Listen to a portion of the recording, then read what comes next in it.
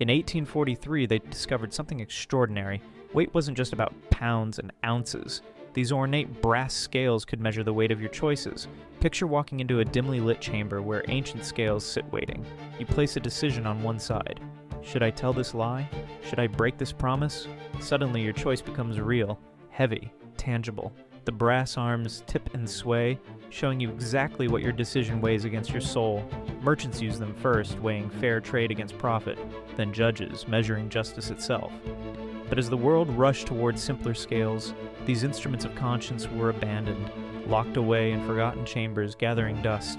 They say some still exist, hidden in old courthouses and abandoned shops, waiting for someone brave enough to weigh their choices. Because measuring pounds was easy, but measuring the weight of what's right, that was an art we lost.